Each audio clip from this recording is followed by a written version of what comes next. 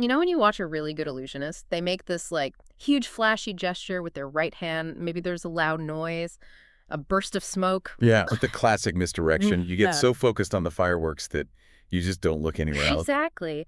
While you were staring at the smoke, the left hand quietly pulls off the actual trick right out in the open. I mean, your brain just filters it out because it is entirely consumed by the spectacle. Right. And that grand illusion is kind of exactly what is playing out in the tech world right this second. So, okay, let's unpack this. The most advanced AI model on the planet just launched, and almost nobody noticed. Which is wild, because the entire industry was completely distracted by this massive multi-billion-dollar land grab happening in the physical world. Right. So today we are looking past the shiny consumer chat interfaces you use every day, and we're diving into a stack of notes from the June 26, 2026 edition of the Tech Reader blog's AI Digest. Yeah, tech writer Aaron Rose really frames this moment perfectly. Because on June 22nd, Google launched Gemini 2.5 Pro, featuring a new mode called Deep Think. Oh, yeah. And according to his analysis, it didn't just perform well, it systematically rewrote the benchmark leaderboard for artificial intelligence. The numbers he highlights are just wild. Let's look at the GPQA Diamond benchmark. For those who don't spend all day staring at these charts, this tests graduate-level reasoning in physics, biology, chemistry. It is notoriously punishing. Oh, absolutely punishing. Yeah, so GPT 5.5 was sitting at a highly respected 76.3%, but Gemini 2.5 Pro with DeepThink hit 82.4%. Right, which is a massive leap in a field where progress is frequently measured in like fractions of a percent. And we see similar leaps across the board. Take the MMLU Pro benchmark. Right, the multitask one. Exactly, the massive multitask language understanding one across highly complex professional domains. That came in at 89.8%. Wow. Yeah, and then the Human Evil Plus score, which tests coding and software synthesis, hit an unprecedented 94.1%. Unbelievable. I know, right? But the numbers are really just the output. What is fascinating here is the mechanism driving them, that actual deep think feature. Right, because normally an AI model acts almost like this incredibly sophisticated autocomplete. It predicts the next word in a sequence and just streams the answer out to you instantly. Exactly. Standard models use what is called autoregressive generation. But DeepThink fundamentally changes that mechanism by introducing an extended reasoning mode. Yeah. Before generating a single word of the final answer for you, the model essentially pauses. Like it's actually thinking. Yes, it runs an internal chain of thought. It talks to itself behind the scenes, testing different logical pathways, verifying its own math, and rejecting dead ends. Only after it maps out and verifies the correct logical sequence does it actually output the answer. So it is actively trading speed for accuracy. And Rose notes that this deliberate pause yields a 15 to 25% accuracy boost on complex, multi-step math and science problems. But obviously there's a significant trade-off, a cost, to running all those internal calculations.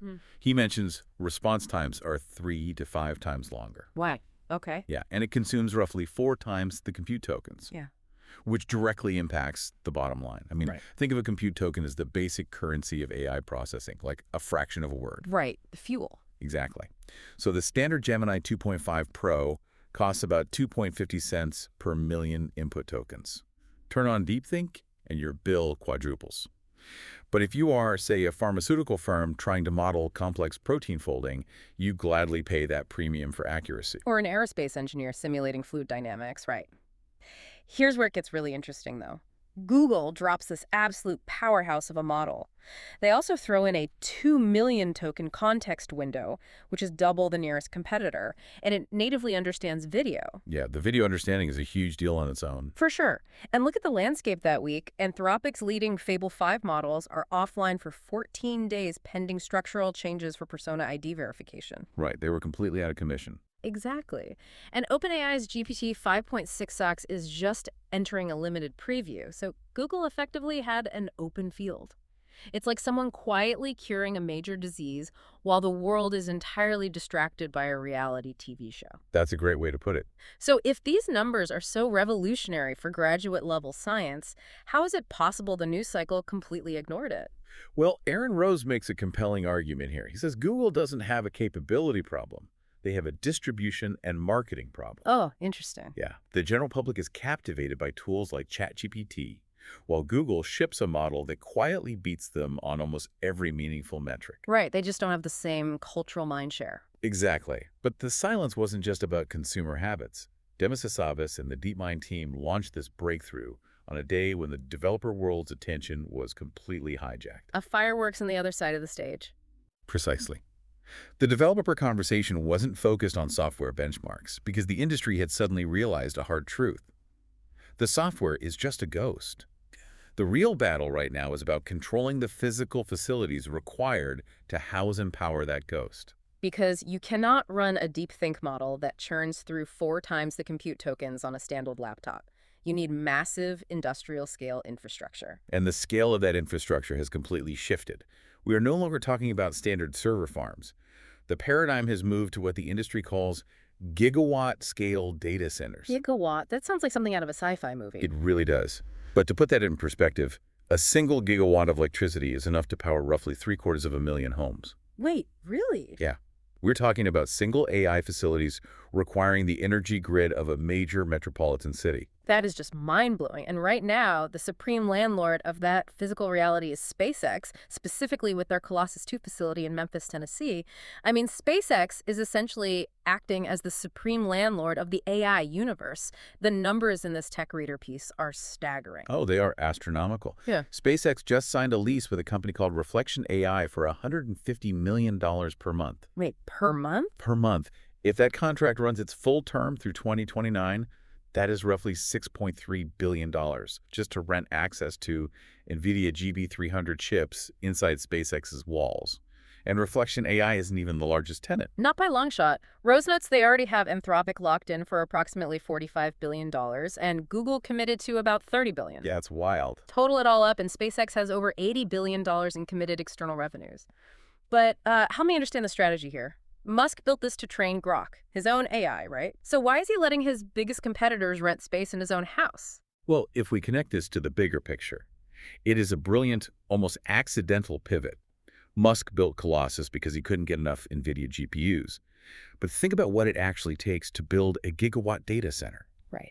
You have to navigate local power grids that are already gridlocked. You need... Okay, let's look at the newest company paying that toll, Reflection AI. Because their willingness to sign a $6.3 billion lease tells a very specific story about where AI is heading. It really does. They were founded by Google DeepMind veterans, backed by major players like NVIDIA and Sequoia, and they are currently raising at a $25 billion valuation. And they are aggressively marketing themselves as the third option. That phrase highlights a massive geopolitical and corporate tension.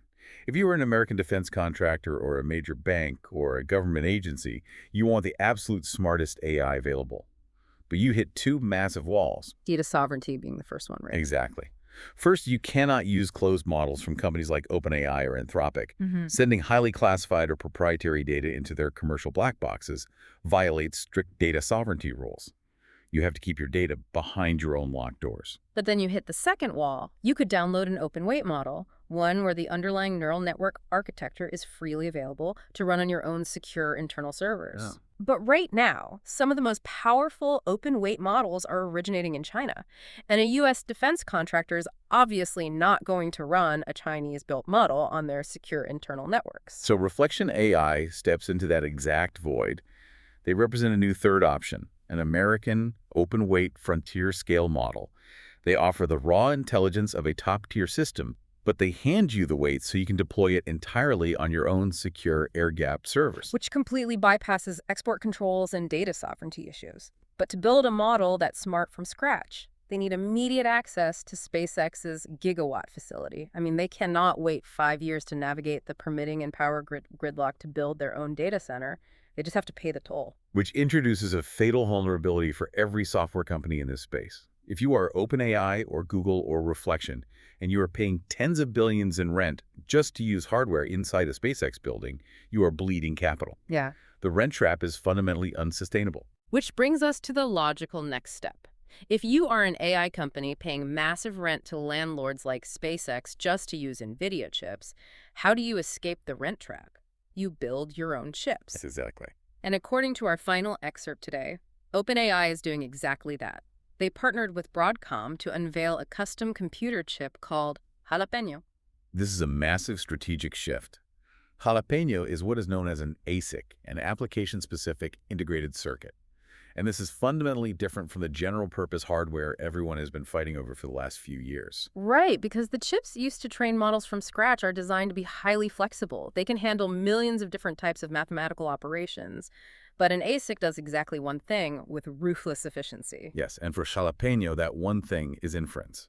They are specifically serving models, not training them. And inference is the invisible force dictating the economics of artificial intelligence. Training a model happens once. Right, you bake the cake once. Exactly. It takes months, massive power, and huge flexible compute clusters. But once the model is trained, that process is over. Inference, however, the actual process of the model calculating an answer to your specific prompt, that happens billions of times a day across the globe indefinitely. So what does this all mean? When you ask a model to summarize a PDF, write an email, or solve a math equation, the processing power required to generate your unique response is inference. Yes. And looking at Rose's notes, GPT 5.6 ALE runs 5 per million dollar input tokens and 30 per million dollar output tokens, which adds up incredibly fast.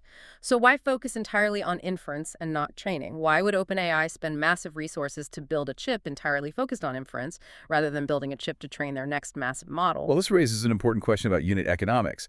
Every time a user sends a prompt, OpenAI incurs a compute cost. Right. Every dollar OpenAI spends on expensive NVIDIA inference hardware to serve their new GPT 5.6 Sol model is a dollar loss. Right, it's just inefficient. Highly inefficient. By designing an ASIC perfectly tailored to just serve their specific models, by controlling the physics of their inference pipeline, OpenAI takes control of their own destiny. They drastically cut the energy and hardware costs of every single query. They stop paying the rent, and they are moving fast. Microsoft is confirmed as the primary deployment partner, guaranteeing 40% of the first production run, aiming to get these into gigawatt-scale data centers by the end of 2026. Yeah, the pace is incredible. But the wildest detail from the source, the part that is truly staggering, is the timeline.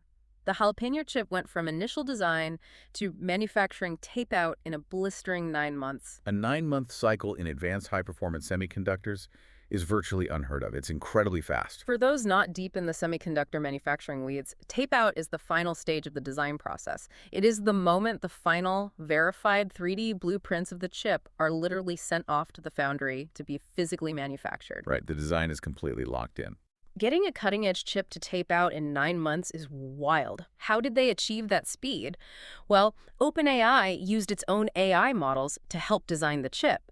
It's like the AI is acting as its own architect, building a faster brain for itself. Yes, and this recursive loop, AI accelerating its own infrastructure, is the most crucial long-term signal of the week.